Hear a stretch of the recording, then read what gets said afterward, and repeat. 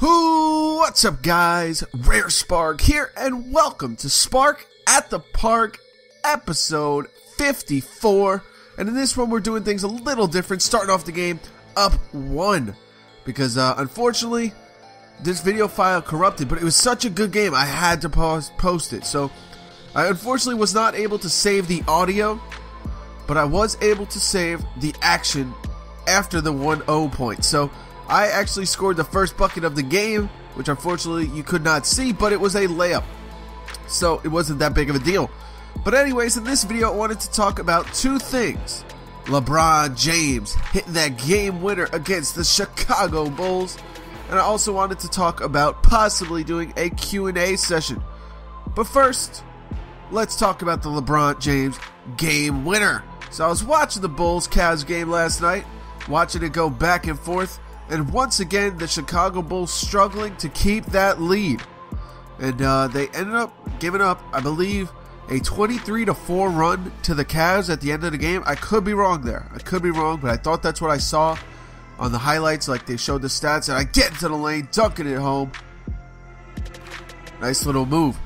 But, like I was saying, I thought that the Cavs ended up going on a 23-4 run towards the end of the game. I could be wrong there. But just a crazy amount of momentum going the Cavs' way at the end of this game. So I don't know what the Bulls' deal is, but they need to work on keeping that lead because they're in control a lot of the game. And then all of a sudden, they just let up a lead. They can't score. They struggle on offense. And this is where Derrick Rose needs to step up, in my opinion, because he's really the only guy, other than Jimmy Butler, who could score consistently for the Bulls. And Jimmy Butler's just getting used to that. So I think it really only comes down to Derrick Rose at this point. And it's not fair to put all that weight on him, but at the same time, he's supposed to be the guy that can score the ball when they need him to the most. So I feel like Derrick Rose really needs to try and step up when they get stuck in those long runs and not be too passive and stuff like that. But man, that LeBron James game winner, baby, that was quite the shot from LeBron. And I just think it was an unbelievable job from the Cavs altogether. They ended up making that comeback, working hard, and then LeBron James put it all on his shoulders, as you see me knocking down that three with that flamethrower, baby. And he put it all on his shoulders, coming down to the game winner, and he ended up knocking it down, clutch as hell.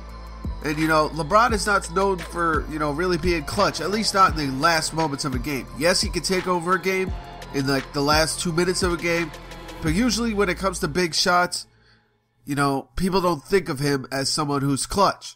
Now, stats have disproved that quite a bit, and I can't lie. I'm someone that thinks of LeBron as, like, a guy that's really not clutch, a guy that doesn't hit game winners, and, it's definitely changed after last night, at least for a little bit, There's still this perception that LeBron is not clutch, and I still am under that perception despite what the stats say, and I know it's silly to just ignore or dismiss the stats, but it's kind of a mentality. I'm just so used to thinking LeBron James is going to miss those big buckets.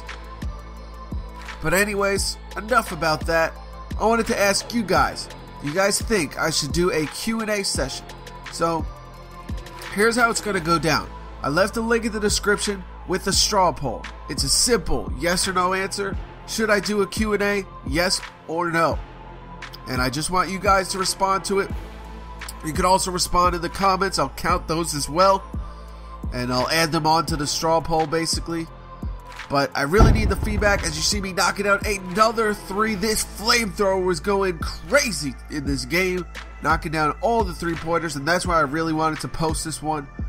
But the flamethrower is back, baby. Spark at the Park has got its flamethrower back, and you'll be seeing that in the rest of these videos. But, like I was saying, I really want to know if you guys think I should do a Q&A. People have suggested it before. I see a bunch of YouTubers doing it as well. And, it's a really cool way to get to know some of YouTubers, maybe some things you wanted to know personally or anything like that.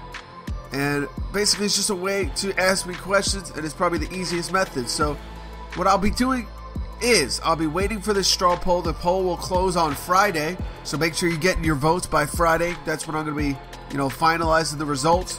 as you see him get the game winner right there to get the victory, our third win in a row.